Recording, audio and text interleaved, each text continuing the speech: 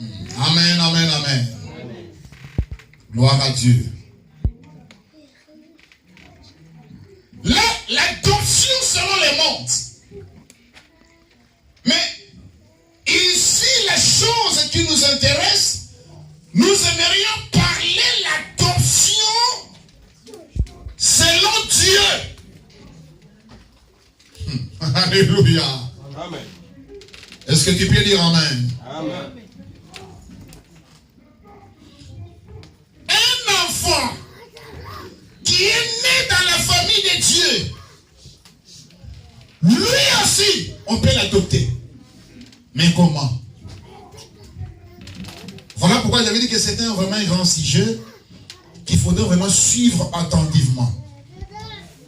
Alléluia.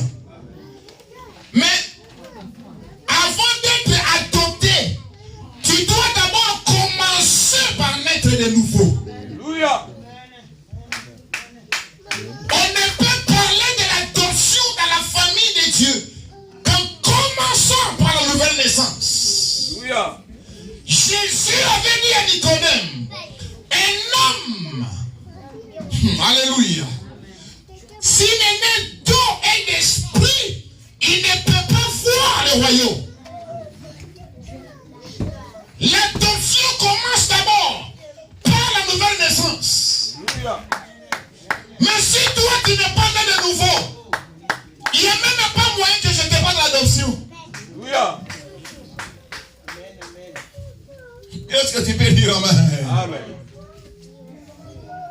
Si tu veux être adopté, premièrement, vous devez commencer par la nouvelle naissance. Il y a des prédicateurs qui ne sont pas nés de nouveau. Voilà pourquoi quand ils prêchent la parole, quand ils enseignent, leurs semences sont influencées dans la vie du peuple. Alléluia.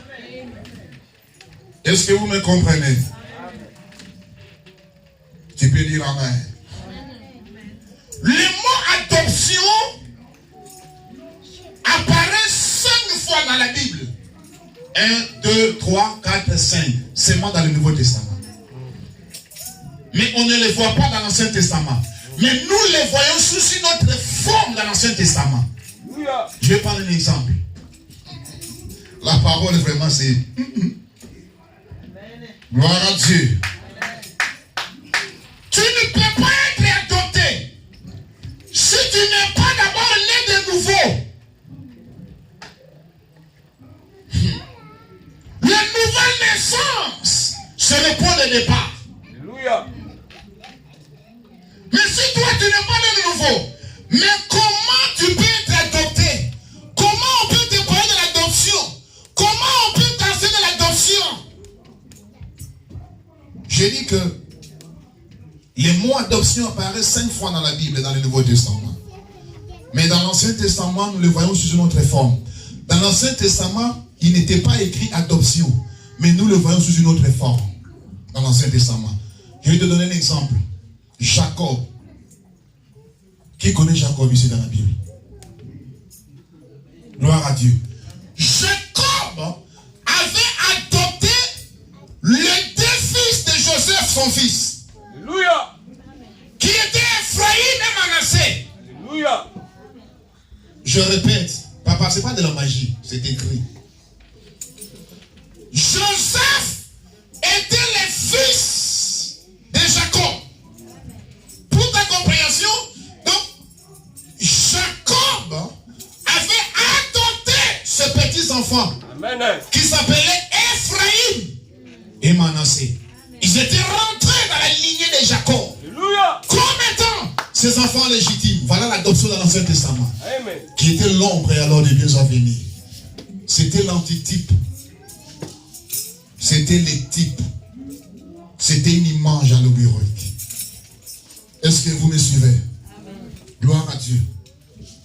Mais le mot adoption vient du mot grec. Parce que la Bible est rédigée en grec. Toi qui as du papier, il faut faire quand même un peu. Il faut aller en Grèce quand même. Allez voir les villes là-bas, bibliques. C'est pas mauvais, c'est pas un péché aussi. vient du mot grec. Si tu peux l'écrire. Il y a H-U-I-O-T-H-E-S-I-A.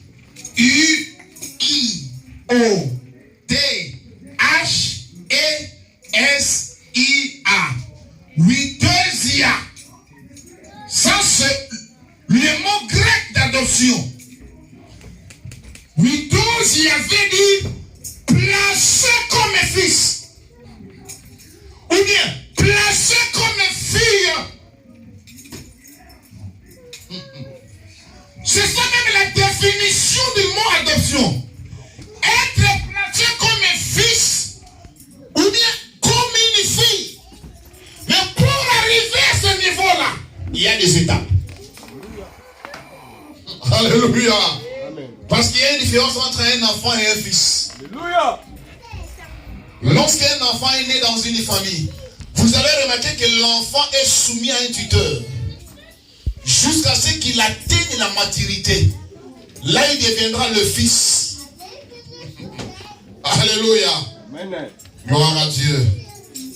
Que Dieu nous fasse grâce encore. Nous allons saisir cela. Amen. Donc, le mot Huitesia finit placé comme un fils, comme une fille. C'est-à-dire, on lui donne le rang d'un fils et d'une fille. On lui confère les statuts d'un fils. Alléluia. Bien aimé, ça c'était notre évangile. Tu ne peux pas être adopté lorsque ton nom figure dans le registre d'une église. Ce n'est pas ça l'adoption. Mais tu dois comprendre que l'adoption, c'est être placé comme un fils ou bien une fille. On te confère le statut du fils. Mais pour que tu arrives à être placé comme le fils, d'abord tu dois naître de nouveau. La nouvelle naissance.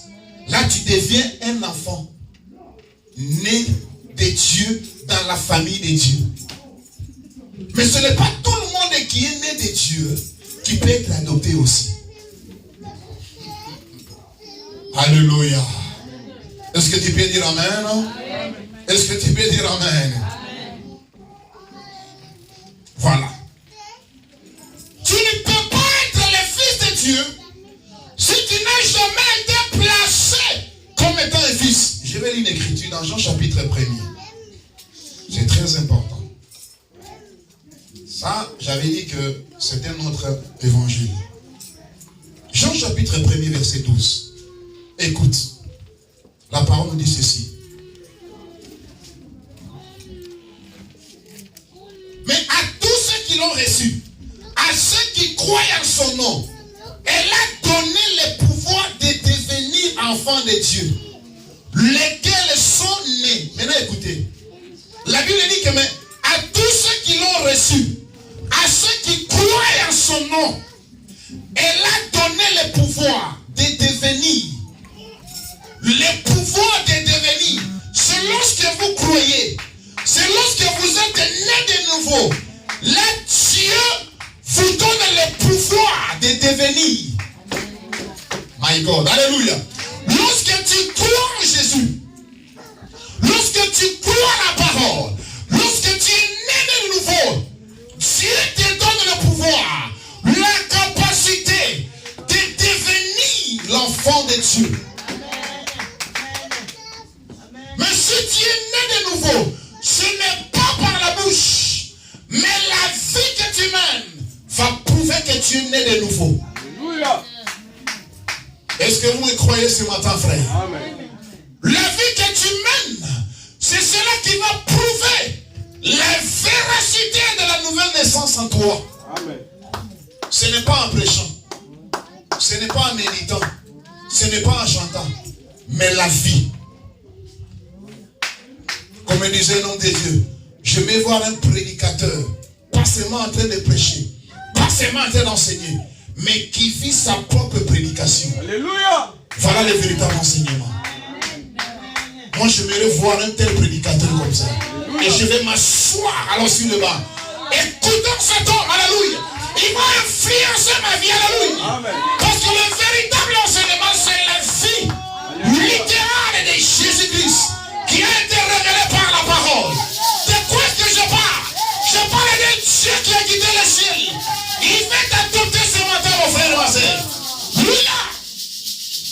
cela, tu dois commencer par la nouvelle naissance. Des prédicateurs qui ne sont pas nés de nouveau, ils sont nombreux dans le royaume maintenant. En train de causer des troubles, des scandales. Mais nous croyons que les Écritures doivent s'accomplir. Alléluia. Nous sommes en voyage vers l'adoption. Amen. Alléluia. Mais à tous ceux qui l'ont reçu, à ceux qui croient en son nom, Dieu leur a donné le pouvoir de devenir un enfant. Regardez un enfant dans le naturel, bien aimé, il ne sait quoi faire. Mais un enfant pour grandir, un enfant pour atteindre la maturité, il est soumis à un tuteur. C'est le tuteur qui doit l'enseigner. Il doit être instruit. L'enfant doit être éduqué. Est-ce que vous me croyez? Alléluia. Amen. L'enfant doit être instruit. Il doit être éduqué. Alors, tu remarqueras qu'à un certain moment, il va atteindre la maturité. On arrivera à ce point-là. Gloire à Dieu. Vous naissez dans la famille de Dieu. Vous êtes un enfant soumis à des tuteurs, oui. Jusqu'à ce que vous atteigniez la maturité. Alors, Dieu nous confère le titre de fils. Si tu n'as pas encore atteint la maturité, Dieu ne peut pas te conférer le statut d'un fils de Dieu. Alléluia. Je vais répéter encore. Alléluia. Si tu n'as pas encore atteint la maturité, tu n'es pas encore devenu le fils de Dieu. Là, tu es encore un enfant. Et un enfant est soumis à des tuteurs. Et nous avons un tuteur, c'est le Saint-Esprit. Le meilleur enseignant. Mais tu ne vois pas l'Esprit de Dieu. Il est formé dans le prédicateur. En train de nous instruire. Nous sommes instruits par la parole. Nous sommes éduqués par la parole. Voilà la meilleure instruction. La parole de Dieu est utile à nous instruire. Dit l'apôtre Paul, à nous éduquer, à nous enseigner, à nous redresser, frère, à nous ramener sur les bons chemins. Nous sommes soumis à un tuteur. Le tuteur, c'est le Saint-Esprit ce matin. Mais le Saint-Esprit, tu ne le vois pas. Il est voilé dans un homme. Alléluia. Et ce matin, l'amour vivant ministry, vous avez reçu cet homme qu'on appelle qui comme étant un ange. Tu me regardes avec de gros yeux comme ça. Jésus-Christ, que Dieu vous bénisse grandement comme tu as ouvert grandement tes yeux.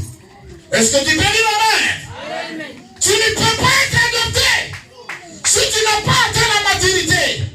L'homme de Dieu parlait ici vraiment, c'était un sujet qui compte. C'est la continuité même, la maturité, frère. Alléluia. La maturité spirituelle, ce n'est pas avoir des barbes, non. Alléluia. Ce n'est pas avoir de longs cheveux, non. Ce n'est pas avoir des cheveux blancs, non. Alléluia. Tu peux avoir 20 ans, alléluia. Mais tu as la maturité spirituelle. Puisqu'un homme qui a 50 ans, la maturité c'est la parole. La maturité c'est Jésus. Lorsque la parole est en vous, voilà la maturité, frère. Ce n'est pas l'âge.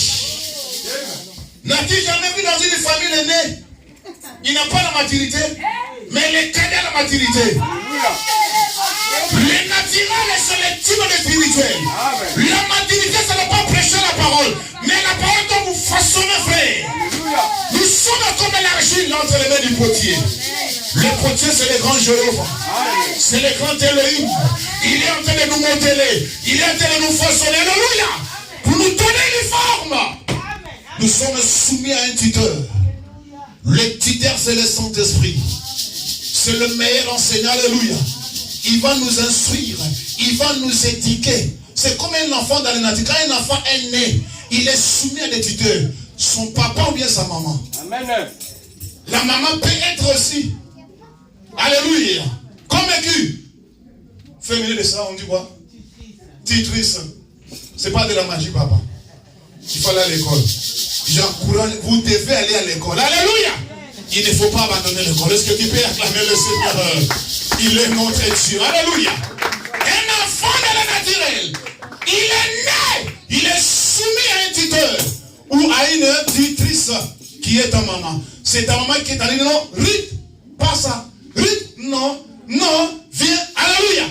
Elle est en train de t'instruire. Elle est en train de t'éduquer jusqu'à ce que Ruth un jour, elle va atteindre la maturité. Alléluia. C'est ça l'adoption, frère. Alléluia. Est-ce que vous croyez la parole, frère? Est-ce que vous croyez la parole? Je dis que tu ne peux pas être adopté si tu n'es pas né de nouveau. Donc il faut d'abord commencer par la nouvelle naissance. Alléluia. Est-ce que vous croyez la parole? Amen. Nous sommes des enfants de Dieu. Et notre tuteur, c'est le Saint-Esprit. C'est le Saint-Esprit qui est en train de nous instruire par la parole. Amen. Il est en train de nous éduquer par la parole. Maintenant, écoute. J'ai vu dans le naturel pour comprendre cela. Lorsque le Père, alléluia, veut donner l'héritage à un enfant, il y cherchera d'abord l'aîné. Mais l'aîné doit être mature. Amen. Si l'aîné n'est pas mature, il va aller chez le petit frère. Le père a vu que le petit frère est plus mature que son grand frère. Qu'est-ce que papa fera? Il va appeler le petit frère. Il dit, viens. Je vis que ton grand frère n'est pas mature. Comme toi, tu es devenu mature, c'est toi qui auras l'héritage. C'est toi qui as la responsabilité. Maintenant, que fera le père dans le naturel? Le papa va prendre le petit frère. Il va lui dire, mon enfant, tu vois la maison qui est à Gombe, avenue Moutouba, numéro 4, c'est ma maison. J'ai un compte bancaire de 850 000 euros. Ça, c'est mon argent. J'ai une maison aux États-Unis. J'ai un appartement en France. Alléluia. Le père commence à dévoiler des secrets à son fils. Amen. Alléluia. Et à la fin, alors, le papa, qu'est-ce qu'il lui fera? Il va lui donner un papier, une signature. Il dit, il faut signer ici. Il dit, ma signature devient ta signature. C'est ça l'adoption. Le fils devient le père. Jésus avait dit, celui qui a mis les fils, il a mis les pères. Jésus, pour être adopté, il a suivi le parcours. Alléluia. Il a été soumis à un tuteur. Alléluia. Amen. Mais les jours de l'adoption, il y a une cérémonie. Alléluia. La cérémonie d'adoption. On devait adopter Jésus comment? Alléluia. Hey! La parole de Dieu. Alléluia. Lorsque tu arriveras à la fin de ta course, le tuteur va donner les rapports au Père. Alléluia. Il va dire, Père, tu m'avais envoyé sur la terre. Ton fils Abed, il était obéissant à toute la parole. Amen. Ce n'est pas toi, c'est l'Esprit de Dieu Alléluia. qui va voir des témoignages. Maintenant, il dit, voilà, mon fils Amba, il a obéi ma parole. Je vais organiser une cérémonie pour lui. Alléluia. Pour l'adopter maintenant comme étant mon fils. Amen. Il y aura la cérémonie. D'abord, il va enlever ta vieille robe. Alléluia. Le Père va te donner sa robe. Il dit, my God, tu dois t'habiller maintenant de ma robe. Alléluia. La deuxième chose, le Père va enlever son anneau. Alléluia.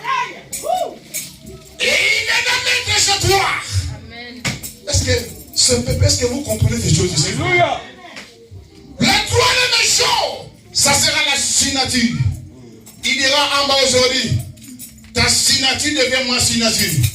Tu vois la concordance de la parole. C'est là que l'Écriture dit, Jésus avait dit, celui qui a vu les fils, il a vu le Père. Donc la signature du Fils devient la signature du Père. Le Père te confère l'héritage. Il te confère les statuts du Fils. Parce que le tuteur a rendu témoignage que tu as atteint la maturité. À la fin, tu seras adopté, frère. Alléluia. Et l'enlèvement est uniquement pour les enfants de Dieu qui sont adoptés. Amen. Même les troisièmes poules, ce n'est pas pour tout le monde. Les troisièmes poules vont se manifester, vont être révélées seulement sur les enfants de Dieu qui sont adoptés. Alléluia. Là, il y aura l'ouverture de la parole. Alléluia. Il y aura des miracles authentiques. Dieu du ciel sera volé à Dieu. Il faut manifester Jésus sur la terre ici. Alléluia. Vous voulez voir Jésus, l'épouse de Jésus qui est sur la terre ici. Amen. Voilà l'adoption, frère. Mais ce n'est pas tout le monde qui arrivera à cela. C'est le tuteur qui doit rendre des témoignages à la fin. Il doit rendre des témoignages au Père. Mais en commençant, tu dois d'abord naître de nouveau. Alléluia. La nouvelle naissance. Jésus avait dit à Nicodème, si tu n'es pas doué d'esprit, tu ne peux pas voir le royaume de cieux. Alléluia.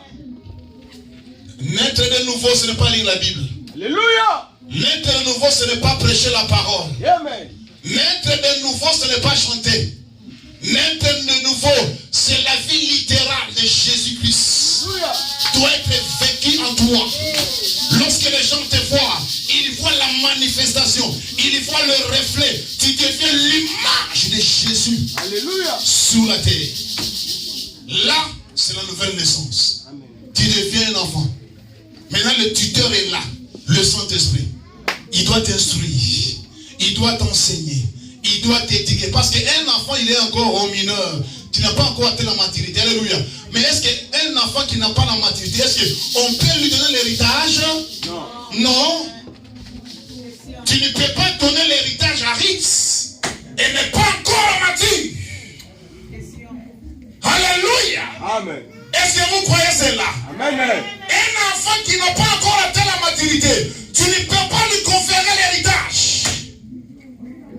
Et la maturité que je parle ici, ce n'est pas avoir des cheveux blancs. La Bible dit, en réalité, la langue, c'est l'esprit, ce n'est pas la chair. Tu peux avoir 25 ans, mais tu es plus mature que les gens qui ont 60 ans. Amen. Oui, c'est la parole de mon frère. Amen. Ce n'est pas l'âge ici qui compte ici.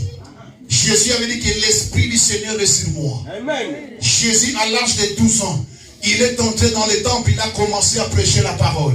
Il a ouvert les rouleaux.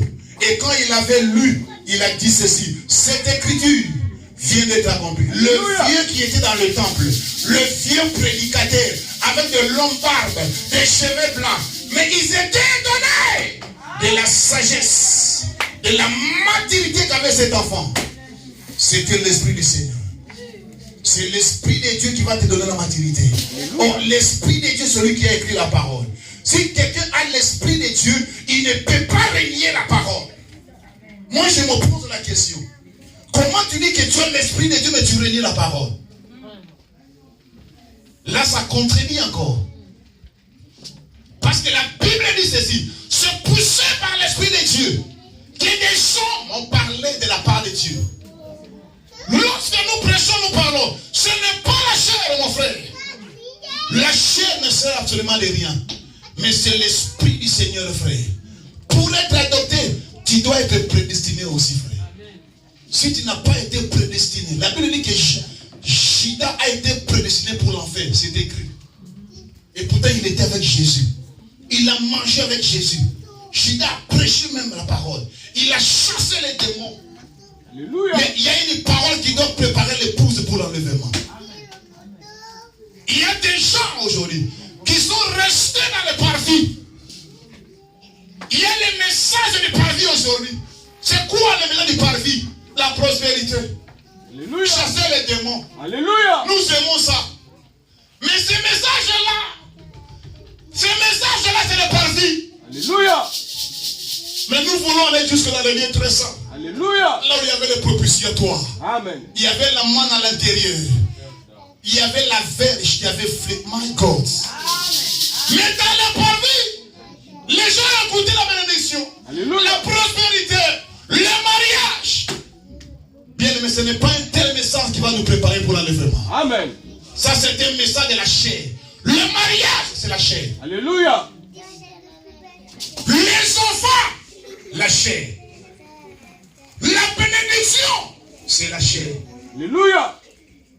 Les voitures, c'est la chair. Alléluia. Des maisons, c'est la chair. Jésus avait dit, cherchez d'abord le royaume des cieux. Alléluia. Et la justice. Le reste vous sera donné par-dessus. Quand tu parles tout de la prospérité, tu prêches tout, toujours au corps humain. Ça, c'est la chair. Mais nous voulons écouter le message de l'âme maintenant. Alléluia. Je prêche maintenant à l'âme. Alléluia. Notre âme a besoin de recevoir la véritable parole. Amen. Nous avons besoin de recevoir le baptême du Saint-Esprit. Alléluia. Alors pourquoi je peux dire un homme, prenez tout, mais restez. Tu dois me laisser le Saint-Esprit. Amen. Alléluia. Le Saint-Esprit, c'est Dieu lui-même. Lorsque vous avez Dieu, vous avez tout, frère. Amen. Celui qui est en vous, mon frère, il est plus puissant que celui qui est dans ce monde-ci. Amen. Lorsque nous parlons de l'adoption, c'est uniquement pour des enfants qui sont d'abord nés de nouveau. Alléluia. Maintenant, regarde ta vie. Est-ce que tu es né de nouveau? Si tu n'es pas né de nouveau, cette prédication ne te concerne même pas. Cet enseignement, tu es un étranger pour cela. Amen. Alors tu dois commencer par la première étape, naître de nouveau.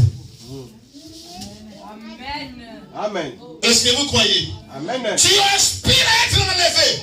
Ne peut être enlevé que des enfants de Dieu qui ont atteint la maturité spirituelle. Amen. Voilà pourquoi les ministères ont été établis dans les églises locaux. Au sein comme apôtres. La Bible dit pour le perfectionnement des saints. Alléluia. Pour amener cette église à la maturité, à la stature parfaite de Christ. Si tu n'es pas adopté, tu ne seras pas aussi enlevé. Amen. Amen. Si tu n'es pas adopté, tu ne peux pas manifester la parole de Dieu sur la terre. Amen. C'est ça le troisième époux. Lorsque la parole est révélée, je vais te vous dire dans la Bible, c'est quoi le troisième époux? C'est l'ouverture de la parole. Alléluia. C'est la révélation des mystères. Alléluia. Là où les gens lisent ne comprennent pas. Ils voient des veaux, des taureaux, des lions, tout ça, ils ne comprennent pas. Mais nous, quand nous lisons, nous avons la révélation. Alléluia.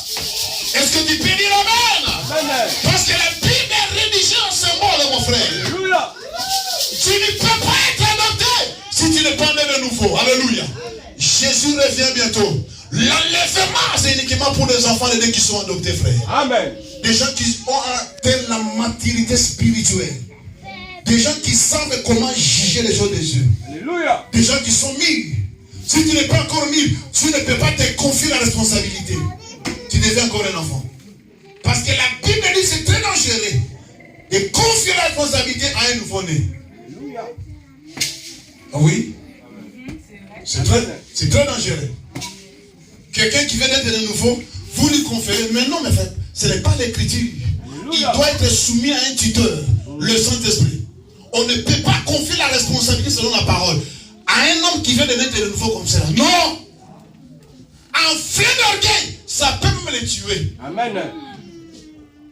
Il faut donner déjà des gens qui ont vu des choses, les hauts et les bas. Les gens qui ont rencontré le Seigneur, ils ont vécu avec Dieu. Les gens qui ont parcouru avec le Seigneur, qui ont atteint la maturité spirituelle. Les gens qui sont adoptés, ce sont ces gens-là qui veulent leur donner la responsabilité. Bien aimé, nous prenons l'adoption. L'adoption dans la famille de Dieu. D'abord, tu dois naître de nouveau. Premièrement, la Bible dit que les cieux et la terre passeront. Mais la parole de Dieu ne passera jamais. Dans l'adoption, il faut d'abord commencer par la nouvelle naissance. Le fils qu'on va adopter, il doit d'abord naître dans la famille de Dieu. Tu ne peux pas être adopté si tu n'es pas né dans la famille de Dieu. C'est comme la famille Loba. Mais toi, tu n'es pas dedans. Tu n'as pas le droit d'hériter là-bas. Alléluia. Ils vont regarder les noms. On va là-bas. Mais ton nom n'est pas là. Alléluia. Ton nom ne figure pas. Tu ne peux pas hériter là-bas. Tu es un étranger. Alléluia. Donc, le fils qu'on va adopter, il doit d'abord naître dans la famille. Voilà pourquoi tu verras que quand tu es dans cette famille, tu es fier. Tu dis, moi je suis de cette famille. C'est la maison de notre papa, moi aussi j'ai droit. Oui, tu as droit aussi. Amen. Parce que tu es né dans cette famille-là. Alors nous aussi dans la famille de Dieu. Si tu n'es pas né de nouveau dans la famille de Dieu, tu ne peux pas être adopté. C'est la première étape. Amen. Deuxième étape, c'est l'instruction. Tu dois être instruit. Comment être instruit? C'est par la parole. C'est la parole de Dieu qui va t'instruire. Et troisième étape, tu dois être éduqué. C'est la parole. Amen. Si tu as arrêté l'éducation à l'école, à la famille, tu peux la récupérer à l'église. Amen. L'église peut t'éduquer aussi. Pour atteindre la maturité. Maintenant, quand tu vas atteindre la maturité, c'est dans ce moment-là qu'on va vous donner le rang du fils. Alléluia. Tu n'es plus un enfant, mais tu deviens le fils. Or, pour être le fils, c'est que tu as suivi ce parcours-là. Amen. Tu as payé ce parcours. D'abord, tu étais né de nouveau. Et tu as été instruit. Tu as été éduqué. Et puis, tu as atteint la maturité. Alors, maintenant, on va te donner la qualité, le statut du fils ou de la fille de Dieu. Alléluia. Mais si toi, tu n'as pas suivi cette procédure-là, tu ne seras jamais la fille de Dieu. Amen. Tu seras toujours un fils là. Un enfant qui est soumis à des tuteurs jusqu'à ce que tu atteignes la maturité. Voilà pourquoi nous venons à l'église. C'est parce que nous sommes soumis à un tuteur. Nous devons être instruits. Nous devons être éduqués pour atteindre la maturité spirituelle afin que nous soyons adoptés. Amen. Amen. Même dans le naturel. Mais toi, tu as 12 ans, 13 ans. Tu veux te marier, papa. Mais, alléluia, tu es fou quoi. Alléluia. Amen. Tu n'as pas encore requis la maturité. Même dans le naturel, si tu veux te marier, on doit voir que vraiment il a atteint la maturité. Amen. Parce que nous ne voulons plus de filles comme ça. Toi, on t'a déjà épousé. Ton mari t'a frappé un peu. Tu vas chez maman. Maman. Mais toi aussi là. Reste là. Cela montre que tu es encore un enfant. Tout le monde t'a déjà épousé. À chaque fois on t'appelle, maman, il m'a insulté. Maman, il a fait ceci. Maman, mais pourquoi toujours maman? Cela montre que tu n'es pas encore mûr. Celui qui est mûr, il sait comment gérer les choses. Alléluia. C'est ça la responsabilité. C'est ça la maturité spirituelle. Ça c'est le naturel. Même aussi sur le plan spirituel. Des enfants de Dieu qui sont mûrs, même s'il y a un scandale à l'église, ils savent comment gérer la chose. Amen. C'est ça la maturité. Mais si tu n'as pas la maturité, quand je viens passer comme ça, papa, tu peux avoir les dons de connaissance.